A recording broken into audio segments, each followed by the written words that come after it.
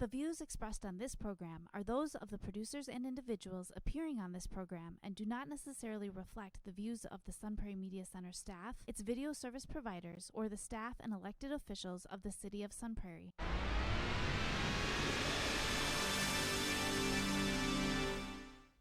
Hello and welcome to Real Reviews. My name is Jamison Rabbit, and this week I'm so happy to be joined once again by the host of Sun Prairie News. It's Dan Presser. It's great to be here as always. You know, anytime I get to see a movie, I'm in. Right, I told you. right. I get to see a couple movies. I know I got to twist your arm, go see some movies. Not hard at all, especially during the day when you can get in and out. That's so good. Yeah. And, of course, this week we are going to recap the Oscars. Everyone's been talking about the Oscars, really about one thing, but we're going to talk about a little more than that, and we're going to do that towards the end of the show. More than one thing happened. More than one thing happened, I promise. It was Hard a 3.5-hour though. telecast. Yeah. More than one thing happened. You might not know that by watching the news. But, crazy. But first, we're going to get started with what we have on the marquee this week, and I'm going to start with film Infinite Storm. This is a film that was made in Poland by director Małgorzata Zamowska. Did it. It stars Naomi Watts as Pam Bales. This is a film that is based on a true story. Pam lives near the mountains in New Hampshire. And one day she is drawn to go on a mountain hike despite a major weather event that is moving in. And as the weather turns, she finds herself in a major whiteout somewhere on the mountain. It's a perilous journey as she's going on her hike where she has to use everything she has to get herself out of holes and tricky situations. But things turn real strange when she's up there and she starts hearing sounds. She starts seeing movement on the mountain. And she finds a man nearly frozen to death, dressed in sneakers and thin track pants, sitting on the top of this peak. Not great mountain climbing outfit. Not the best. No. And we kind of don't know anything about this man. His name, why is he up here, anything. He is literally frozen. She names him John. She calls him John, and John is resistant to her help. He doesn't want to be helped. But it's revealed that Pam is a nurse, and she's also a part of search and rescue, and she is going to drag this man off this mountain to safety before nightfall when the weather is going to get real deadly. And as she starts dragging him down the mountain, hoping him to get down, it becomes this journey of survival between them. Kind of your standard surviving the mountain movie that you've seen before. And I was left with a lot of questions while watching this movie.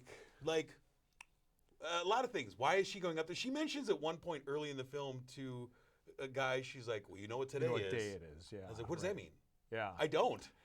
Yeah, I did a lot of assuming in this movie just because I always call these movies like this, and Naomi Watts is a wonderful performance, but I call these production movies. Yeah. These movies are all about, lighting, sound, shots, all of that kind of stuff, and that's what drives this movie. So it was really a movie about the production, so to speak. Yeah. Although there's a great, I thought it was a good story, but there are a lot of questions. But you kind of have to pick them up by sight clues along the way. Yeah. And that was all done with editing. Like when she's walking out of her home at first to go take that hike, they show a small picture of her and two girls. So you know, okay, something happened. And there's always that, Naomi Watts does a great job of portraying that in this movie. Somebody who's a little bit tortured, you can tell there's something dark inside of her, and that's why she's going to the mountain that day. She's drawn. She's drawn. And then they have the reveal at the end of the movie. Right. Which, I don't know, I felt like it kind of, a lot of the film for a survival movie, it kind of lacks some suspense to me. Yeah. And I was questioning, she finds this guy. His feet are black with frostbite. He can barely walk. She's dragging him. He can't talk. And then cut to him sprinting past her at one point. And I'm like, wait a minute. What's going on here? There was a lot of stuff that was unbelievable, but I have to say I enjoyed the movie. Maybe it's just because I was in the mood to see a movie like this. Sure. And I saw it today. You have to suspend disbelief at certain times, and they take license with what was, of course, a true story. Yeah. Really happened. And I thought maybe the guy was drugged up or something at that point when he went running like that, because like you said, you didn't really know what was happening at that point. But I think I was so drawn in right from the beginning of the movie, I was drawn in by the sound. Okay. I don't know if you noticed, but like the whole, I don't know, 3-4 minutes of the movie before the title credit, before Infinite Storm came up, was all sound of her kind of, and Foley, just a lot of great sound editing, I thought, that kind of made you go, oh, I have to listen to this movie. So I thought that was a nice job by the filmmakers and the directors.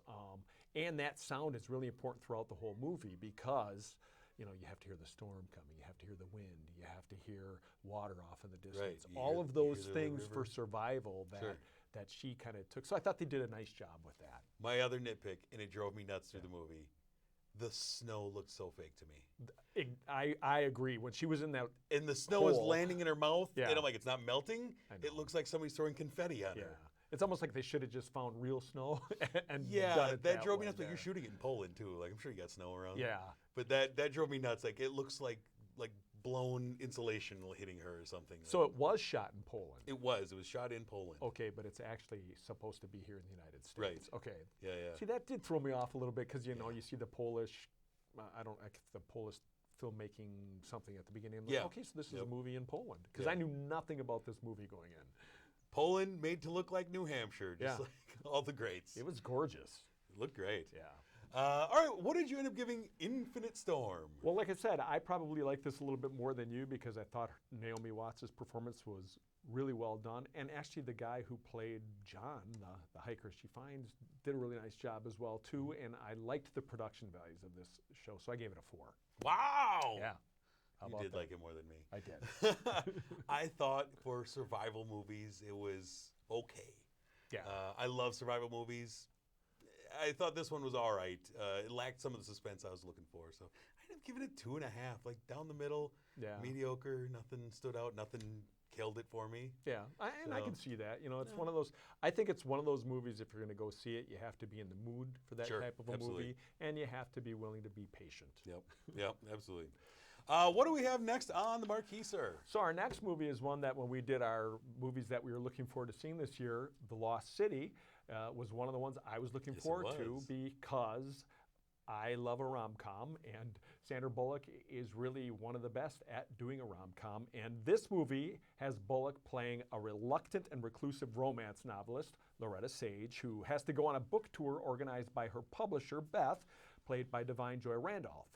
Now, at the first stop on the tour, Loretta finds out that Beth has also booked the book's cover model, Alan, played by Channing Tatum, and he's on the tour with them. And Alan's alter ego on the top of the book cover is Dash McMahon. And the real Fabio. There he is. That's Dash right there, real Fabio type character. And the first stop in the tour is pretty much a disaster because Loretta does not like being on stage, and Dash, or Alan, loves it. And then Loretta finds herself kidnapped by rich rare thing collector Abigail Fairfax, played by Daniel Radcliffe. And Fairfax realizes that Loretta's most recent novel, The Lost City of D, is based on an actual architectural research done by her late husband. And that he thinks she can lead him to the fabled Crown of Fire, which is a priceless treasure of mythological lore. And the hijinks begins then when Beth, Alan, and their drunken social media assistant, Allison, who I thought really put in a nice little performance. I'm trying to think who played that character. Patty Harrison. And then they enlist a special ops guy named Jack Trainer, played by none other than Brad Pitt, to find Loretta. Well, Trainer is kind of shows up, and it's great. I think the minute Jack Trainer shows up, this movie really kind of takes off for me. And we also find out that Alan has been secretly harboring feelings for the character of Loretta, and he wants to go along on this and help Jack Trainer save her so that he can go, shh, you're safe now. I want to be the hero. Which is great. And then, it all goes on from there. As you can see, this movie, I think, really was your typical rom-com, had a lot of the typical devices for a nutty kind of fun rom-com, had a silly lead characters, wacky friends, an exotic location. Oh, and did I mention a volcano that's about ready to explode? Of course. So on an exotic island. So it's a lot like, Joe versus the Volcano meets Temple of Doom. It's kind of got that feel to it. But that all said, I thought this movie was pretty good. I enjoyed it. I enjoyed it too. How about you? I think it gave me a lot of Romancing the Stone vibes. Yeah, there you go, Romancing the that Stone. kind of Yep. treasure hunter, Yep. which I love those movies. Daniel Radcliffe, unusual casting for that, and I loved it. I did too. I never thought I'd see Daniel Radcliffe as kind of a mustache twirling villain. Yeah. With a real complex. He's good at it though. Yeah, he did a really I nice thought he job was with fun, that. and I think Channing Tatum is cast perfectly as this, and Yeah. Sandra Bullock's great at rom-coms. I mean, she's on the Mount Rushmore of rom-com actresses for me. It's a good. I think it's a really good popcorn adventure movie with really good-looking people running around. I think it's. It did a lot of it in the third act. Felt a lot like the third act of Uncharted, which I saw earlier this year. Yeah. Only probably better because it doesn't have Mark Wahlberg in it. Okay. I think it was fun. It knows what it wants to be. It knows what it should be. Yep. It's not trying to do anything more than that. It's not breaking any new ground in the genre. No. In fact, it pretty much carries on just like you would expect it to carry on. Absolutely. And Sandra Bullock, I think, and maybe she does get credit for it, but I think Sandra Bullock is one of the best physical comic actresses out there. And Channing Tatum does a great job as the lovable meathead. He's kind of his nailed that role.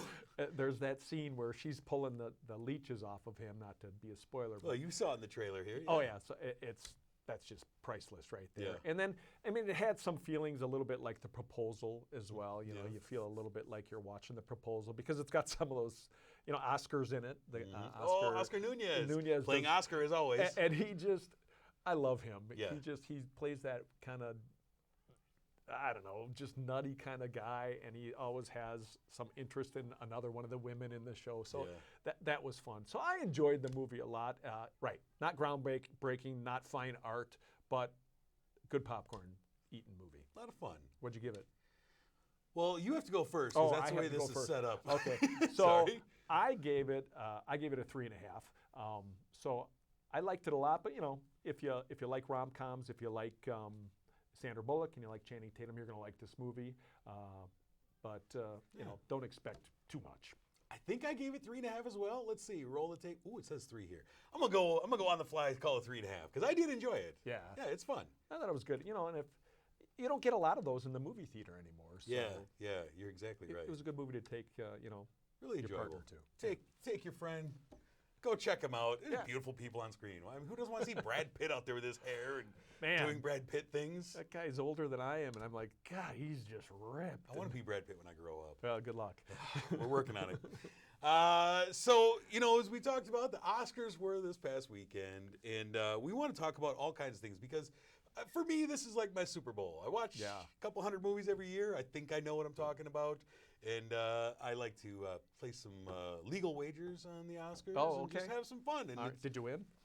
I went 21 out of 23 this year. I got 21 out of 23 correct. I missed on the animated short, which actually went to the movie that I wanted to win, but I didn't pick to win. Okay. And then, unfortunately, it all comes crumbling down because I did not pick Best Picture.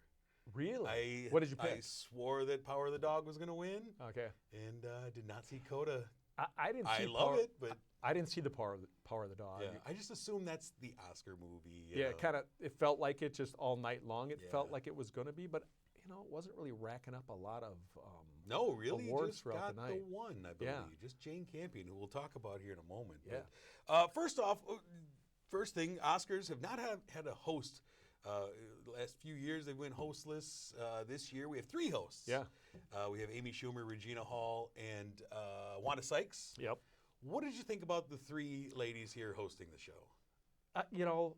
I love Amy Schumer. She's a lot of fun. She has the right tone. She can kind of balance the uncomfortable with the making fun of people a little bit, and then still you kind of go, oh, that was cute. Mm-hmm.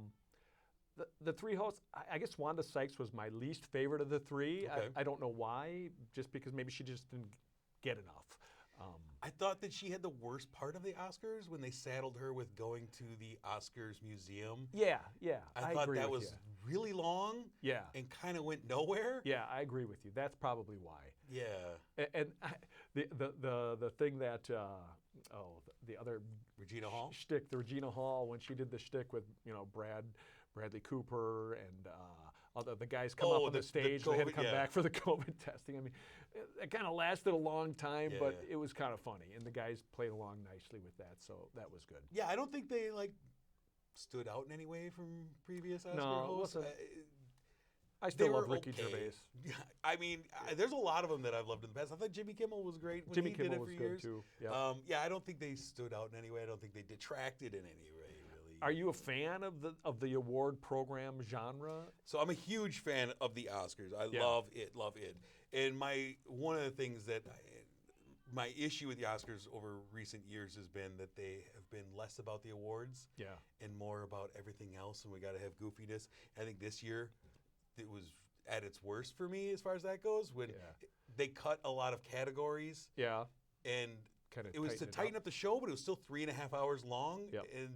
And it felt like it was less about the movies and more about trying to catch people who weren't movie fans and be like, hey, come watch the Oscars. Like, that's not your audience. Yeah. The Super Bowl doesn't dumb down the Super Bowl because they know a bunch of people who don't really watch football are watching it for the commercials. That's a great point. You know, and I felt like this is for the movie fans. And I typically, I'm one of those people who I'll watch the Oscars kind of on the sidelines. You know, I'll have them on in the background, but I'll be doing something else. And when I hear something or see something I want to see, then I'll join in. I mean, I love movies and everything, but 3.5 hours is a lot of time to invest in watching famous people get awards, right? And it is.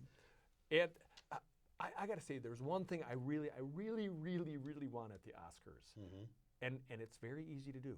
Instead of having them name all of the people they're thankful for, why don't they just do it graphically? Yeah, there you go. Just put it on the screen graphically, and then they can actually say something more interesting. Because those are the speeches that always stand out, is when someone has something, it's personal to them. Right. And it's really like this, I want to tell you something instead. And we're going to talk about that in a moment. With our winners, but of course we have to get this out of the way. It's at this point it's been talked to death, but the slap, the big incident, the slap, right? Of course, everyone knows. Well, Will Smith's going up on stage, slapping Chris Rock after Chris Rock makes a G.I. Jane bald joke about Will Smith's wife, Jada Pinkett Smith. One of the most insane moments on television, on live television, that you'll ever see. No one knew, is this real, is it not? And then, of course, Will Smith yelling obscenities from his seat. Yeah. One of the more uncomfortable moments if you're sitting in that ballroom. Yeah. Well, it was uncomfortable at home. It was uncomfortable for everyone. You're not sure, like, what's going on? What? Is this real? Is this not? And it's insane to me. And I've heard arguments from all sides, and I think it really, for me, it just comes down to however you feel about it. You can't get childish and go up and just slap somebody, no matter what you think. Yeah. No matter what's said, the bottom have some decorum. The bottom line is it comes back to the old sticks and stones may break my bones, but names will never hurt me. You just gotta. I mean, it's easy for us to say we're sitting here, we're not dealing with it. We don't know what else is going on in people's lives, but if you don't do anything, it goes away.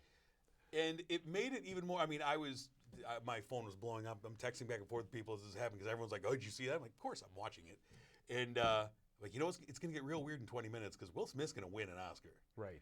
It's guaranteed. And so it's going to get real weird. I can't wait to see what he has to say at that point. Which was interesting. It was very interesting. And so he goes on. He wins Best Actor, an award that he's been trying to win for a long time. He's been really pushing for this. And I love him as an actor. Really do. Yeah, I mean, everyone kind of agrees. We love Will Smith, and he wins for King Richard.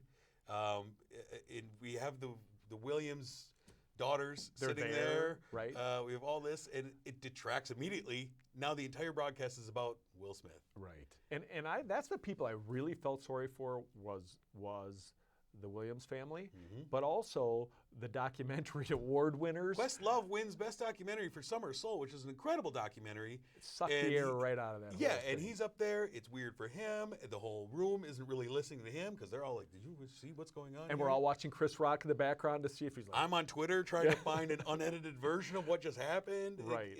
It was really unfortunate. It's too bad, and I know whether or not you think things should have been handled differently by the Academy or if he should have just walked out. There's so many things that have to happen in that situation for it to just go away. Yes. And unfortunately, it happened, and they had to move on. But from there on, the whole thing was just weird to me. And I feel awful because there were 23 people that walked away with the greatest honor that they're going to get in their craft. And this is all people will remember. And it's just this is the only thing you'll talk about. Yeah. And it's unfortunate, but we do want to talk about those who won some awards. For the acting category, of course, Will Smith wins for King Richard. Goes up, gives a rambling, tear-filled, strange speech. He was just out of sorts. He kind of makes some weird references to, he's like, I hit him because of how much I love my wife, and some weird things, and then kind of rambles and realizes, this might be some trouble for me down the road. And he just didn't. I think at that point, apologize to everyone except Chris Rock. Yeah, and I think the adrenaline was just going through his body, and how that he probably felt bad. There's just so many things going on in somebody's mind at that point, and I just thought to myself, maybe they should have just had him leave and just say he won the award. The Academy accepts the award on his behalf. Yeah, and it's done. So. I think that would have been the best decision. Yeah. Best actress, though, Jessica Chastain wins for The Eyes of Tammy Faye, playing Tammy Faye Baker. She went up, gave a really emotional speech as well. Yeah, that was Did you see Eyes of Tammy Faye? Yeah, I think you and I reviewed that one. Great, yeah. And I thought she did do a great performance in that. That she was definitely the best part of the movie. She was a great role in a movie, in my opinion. Agreed. And I it's hard to play a role like that when you're really not that person at all. Right. And she did a great job of that. And I thought her speech was well done. I kind of was pulling for a couple of the other actresses to win, but I'm completely fine with Jessica Chastain winning. Yeah. She deserved it, I think. She absolutely did. All did. They always all do. They really did. And my favorite thing of the night, Troy Kotsur wins Best Supporting Actor for Coda, who I gave the performance this year in Coda that I thought was the biggest performance. Had me in tears at the end of that movie. I've watched it a couple times. I've cried at the same moment, both times knowing it's coming. He goes up on stage. He's deaf. He's signing. He has his translator there, and it's a beautiful speech. It was wonderful. Choked me up. It was so great. I was so excited for him. I loved the. I cannot remember her name. Who won last year for Best Supporting Actress? I can't remember her name either. And she goes up, and she was funny, and she was so excited for him. She was so happy for him. And she's standing next to him, holding the trophy, so he can sign with both hands. And it was so cute. And I didn't see the movie, but now that's one of those things. If you didn't see the movie, then the Oscars makes you want to go see those movies. Yep. And I'm going to see the movie now, so now I know a little bit about him going into the movie, so it's going to make it a little bit more interesting, I think, to me. But how could you not have a tear in your eye when you watch that? I mean, he dedicates it to his dad, who was the best signer in the family, but lost his ability to do it. So pretty wild. It was nice. And then Best Supporting Actress, Arianna Dubose won for West Side Story. What'd you think of that choice? She wasn't my first choice, but actually the lady, we talked about this, Steve and I talked about this a couple weeks ago, the lady who I would have given the award to didn't even get nominated. Oh, so, okay. But I think she was great. She was my favorite part of West Side Story. Yeah, she was fantastic. And she another great speech about inclusiveness in Hollywood.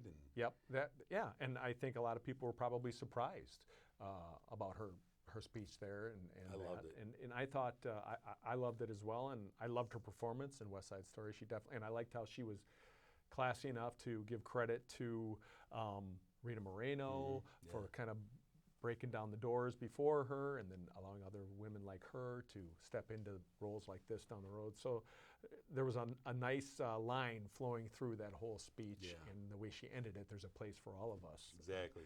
Nice speech. Really classy. And then, of course, Best Director goes to Jane Campion for Power of the Dog. I believe the only award The Power of the Dog won on the night. I think you're right, yeah. Yeah, and she's great. I love Jane Campion. I thought the movie was great. We were talking about Kevin Costner introducing that. Giving his long, rambling speech beforehand. And very she makes dramatic. light of it.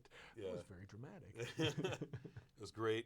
And so I assume naturally then that, of course, she wins Best Director. Power of the Dog is going to win Best Picture. That's what I predicted. Yeah, which was what you bet on, right? And we veer, and Coda gets the announcement for I didn't see Coda, so I'm kind of at a lot. I was kind of pulling for Belfast just because that's my favorite movie of the year. I really liked that movie a lot, and in fact, I was hoping Kenneth Branagh would get the director. Right. I mean, he award. got screenplay for screenplay, writing. which was absolutely a great screenplay.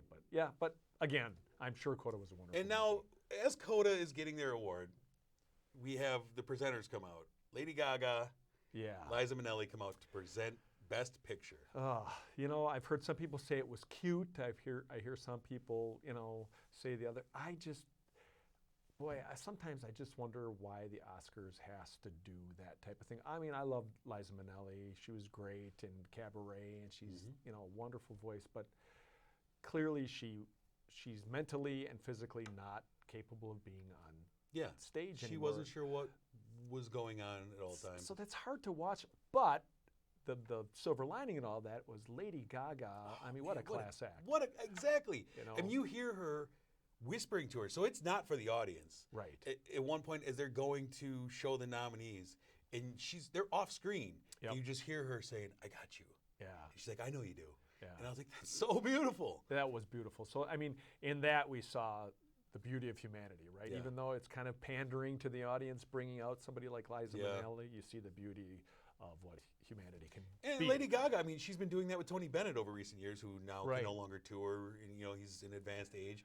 Right. And she's been doing things like that with him too. Like it's great. I think it was a strange moment. It was an awkward moment. It was. But they got through it though. They did get through it. And then lastly, the one big thing that I thought was really interesting was Dune. Yeah. Walks away with the most awards on the night. They cleaned up 6 Academy Awards in the technical a lot categories. Of that technical stuff, which you would expect, really. Yeah. I thought well deserved. Yeah, I loved it. I was very happy with that. Are you a Dune guy? Were you the book? Yeah, Dune. you're a big Dune guy. Yeah. And it's okay, but that was a good movie. Yeah, I thought. enjoyed it. Anything else that stood out to you from the Academy Awards? Well, I always like the music, the music category, and I thought that Billie Eilish and Phineas were fantastic. That's a great song, and that's kind of what I like it when a song wins based on the song, not the performance. There were some great performances of songs, like Beyonce was a great way to open up the show. Sure. And you had that other big number. What's that one about? Don't talk about Bruno. Yeah, Don't Talk About Bruno from Encanto. Big production number, but music in films, unless it's like a musical like West Side Story, should be part of the film, right? And so. And who doesn't love James Bond if you're like my age, the Bond right? themes are legendary. Yeah, so that was cool. And I loved the Bond dedication video. It's just funny, though, because they did a tribute to Bond like 5 years ago, I think, I feel like. Or maybe 10 years ago. Yeah. It's like, how often are we doing these tributes? Right. What did you think of the Memoriam? I did not care for that. Yeah. Memoriam, in a dark way, is my favorite part about award shows. Yeah. And I'm always like, who are they going to forget? Yeah. And it was weird. Having upbeat numbers and having dancers out in front and everything, like, drew my eye away from these legends who we lost. And then I'm also watching me like, who are they going to forget? Oh, they didn't put Norm Macdonald in, or they didn't put so-and-so in. Right. It was strange. I love Bill Murray going up there and talking about. Yeah, I liked that part of it. I liked and Bill Murray and Jamie Lee Curtis going up. Talking because that added some context to it. But great performers and everything like that who were performing during that, but it seemed to detract a little bit. Yeah. I don't know. I'll still watch next year. Oh, and I will too. It's one of those. It's kind of like you said. It's like the Super Bowl of movies, and even if you're not a big movie fan or don't watch every movie like you do, it's worth checking out. Absolutely. All right, let's take a look ahead. What is coming soon? Next week we have Sonic the Hedgehog 2. Oh, that little blue hedgehog has returned to the screen with his friends, and I believe Jim Carrey will be back for this as well. We also have Michael Bay's new film, Ambulance, starring Jake Gyllenhaal and Yahya Abdul-Mateen. It's a Michael Bay film, and he came out publicly last week and said the CGI in this movie, not so good. Oh. That's odd marketing, but he did say some of the CGI in here is really crap. Wow. So that's one of the movies I was great job, looking forward Michael to Bay. see. Yeah. And then lastly, we have over on Amazon Prime a film called All the Old Knives, stars Chris Pine and Thandie Newton as 2 CIA operatives who are trying to figure out what went wrong on a previous mission. And that's over on Amazon Prime. We want to thank our sponsor, Marcus Theaters, the Palace here in Sun Prairie, where they allowed us to come in there, sit in the Dream Loungers, and watch the films that we talked about today. Thank you for sponsoring this program. Next week, I'm going to be talking about Morbius, The Contractor, and The Bubble, and I'll be joined by Jeff Robbins, so look out. Things are going to get crazy, but thank you. No slapping going on. Yeah, no, that, we'll right? see. Yeah. I don't know. Thank you again for joining me, sir. It's always a pleasure. Yeah, thanks for having me. It's always great. Love chatting movies with you. So until next week, I'm Jamison. And I am Dan. Thanks for watching.